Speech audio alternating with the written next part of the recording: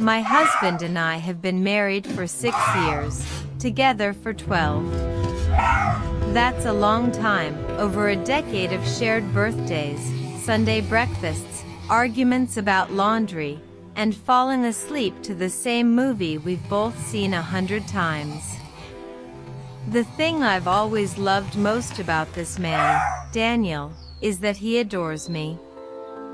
Really adores me. He's the kind of person who notices when I'm quiet and asks if I need tea. The kind of man who still holds my hand in public, even though we're way past the honeymoon phase. And, more than anything, he's always been honest. Brutally, refreshingly, disarmingly honest. Or at least, that's what I believed. Tonight, we went on a date, something we try to do at least once every couple of weeks. Nothing fancy. Just us, a cozy Italian place we've loved for years, where the waiter already knows our order, 1 glass of red for me, 1 beer for him, and the mushroom risotto we always share. We laughed about work, reminisced about our early days, and talked about our plans for the holidays. Everything felt so normal. So us. When we were driving home, the conversation drifted into nostalgia. I don't even remember how it started. Maybe something I said about how peaceful our life feels now. I made a comment like, I can't imagine having kids at this stage. I'm actually glad it never happened. That's when he said it. Daniel chuckled softly, eyes still on the road, and said something like, yeah, me too. Especially since I kind of made sure it wouldn't happen. I thought I misheard him. What do you mean? I asked, laughing a little.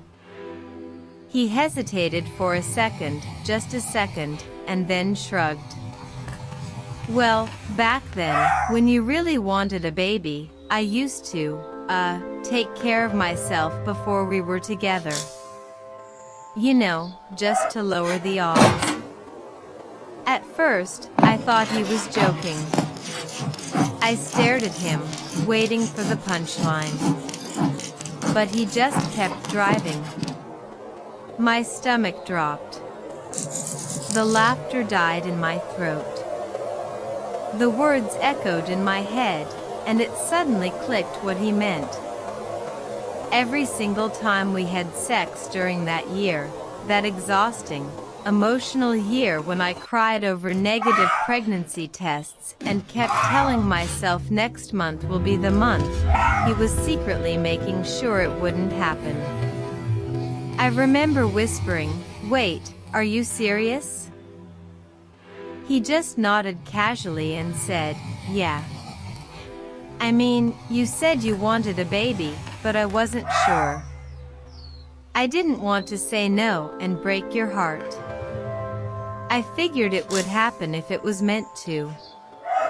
I felt my chest tighten. It was such a strange mix of emotions, disbelief, confusion, betrayal, even shame. Shame that I'd been so naive. Shame that I'd spent nights crying in the bathroom because I thought something was wrong with me. I could still remember how desperate I'd been at 23. We'd been together for about a year, and I was absolutely convinced that motherhood was the next step. I made charts. I tracked ovulation. I talked to doctors. I even cut out caffeine. I wanted it so badly. And he knew that. Yet every single day, before we were together, he'd made sure it couldn't happen, and I had no idea. I didn't say anything at first. I just stared out the window as the city lights blurred past us. Eventually, he noticed my silence. "What's wrong?" he asked. I turned to him, voice shaking. "You lied to me." He frowned, confused. "What?" "No, I didn't lie. I just didn't tell you." "That's the same thing, Daniel." I didn't realize I was crying until I felt the tears hit my hand. By the time we got home, I was still crying. He parked in the driveway, turned off the car, and looked at me like I was speaking another language. He kept saying things like, "It's not a big deal," and "You're overreacting." But how do you explain to someone that it's not about the act, it's about the trust? It wasn't about the fact that we didn't have a baby. It was about the fact that he made a decision for both of us, alone, while pretending we were in it together. I sat there for what felt like hours, staring at the steering wheel, feeling like my entire understanding of our relationship had a crack running through it. Had he lied about other things? Had he ever done something just to keep me happy, even when he didn't agree? For the first time in years, I felt like I didn't know the man sitting next to me. Later that night, after I'd calmed down, I replayed that time in my head, those long months of trying. I remembered how he always seemed tired. How he'd sometimes suggest skipping a day. How he'd say, "Maybe we're trying too hard." Looking back now, I can see the signs. But I was too caught up in my dream of becoming a mom to notice his hesitation. I realized that maybe, in my own way, I had been dishonest too, not by lying, but by not listening.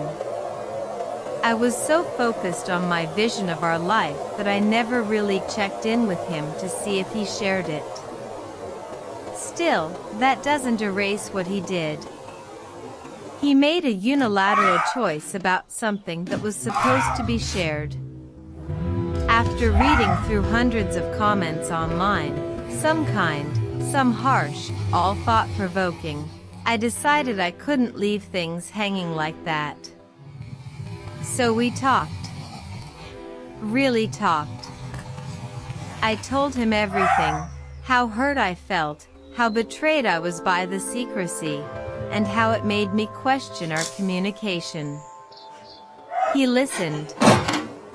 He didn't interrupt. He looked me straight in the eyes and said, "You're right." I was scared.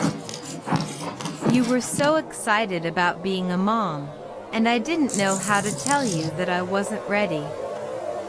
I thought I'd lose you if I said no." It broke my heart to hear that. Because I realized that fear, that same fear of disappointing each other, had been quietly sitting in our marriage for years, hidden under layers of love and routine. He apologized.